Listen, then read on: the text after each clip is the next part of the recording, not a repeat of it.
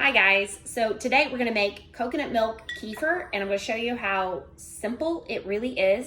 What I am getting ready to do here is these are my kefir grains that have actually been sitting in the fridge in organic whole milk, just feeding them. Because after 2 or 3 times of making your own coconut milk kefir, you need to feed them again. And that's what this is, but I like to rinse almost all of this milk off before I make my coconut milk kefir. So I'm just gonna kind of show you what it looks like. So you can see my grains, there they are. They look really good. I've gone through multiple different grains and they last for quite a while, but this one was very active and I really liked this one that I bought. So that's my kefir grains. So you can see what they look like, and then we're gonna do something else. I have a 13.5 ounce can of coconut milk, and this is what I like from Walmart, but you can look for your own. You want it to be pretty high in fat, and you do not want a bunch of additives because some of them have multiple ingredients. This one just has coconut milk, water, and guar gum. So, and I have heard that coconut milk is pretty much organic, is what I've heard. They've just grown organically. So, I'm gonna dump it in here in my quart jar. And I used to do 2 cans at a time, but this really ferments it better, is just to do 1, and it gives you some space. And the second time that you are fermenting it, you get to add quite a bit of water. So I really like it, so it's not so high in fat when I make stuff with it. And then here's my kefir grains, and I'm dumping them in there. And you see I'm using a plastic spoon. You do not want to use metal because metal will kill your kefir grains. And try to get all of them so I don't lose any of them. And then I just stir it in really good. So now I have completely mixed those kefir grains into my coconut milk. And I am putting a coffee filter on the top, and I'm gonna screw it down.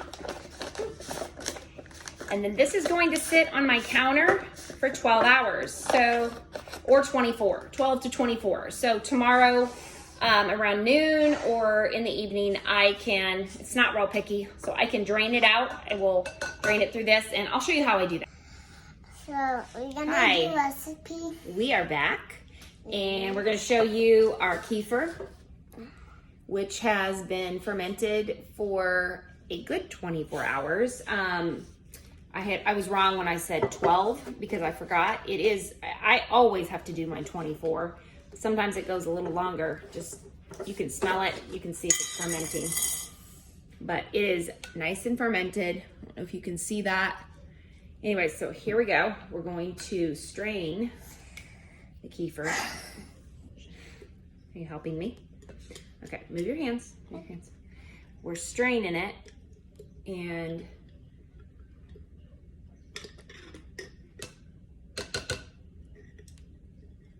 you can see it's dripping through. And what we're doing is we're just catching the kefir grains. So we're gonna do recipe, and yeah, this is the recipe. This is the recipe. And this is my little helper, Faith. You want to do it? Yeah. So I like to add some water to kind of clean it off and kind of water it down. Okay, here, okay, be gentle. So we're gonna do the recipe. Be quiet. And it's gonna Be quiet. Okay, and then you can see I scrape that off. And oops. okay, I'm gonna rinse it one more time. Ah! Hey, be quiet. All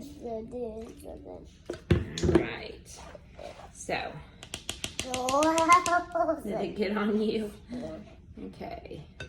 And you can see all we have left is just kefir grains in there, which is quite a bit. It just get on my whole hand too. What I'm gonna do with this now is this is going to sit, and it's like going to sit till tomorrow, about 12 hours.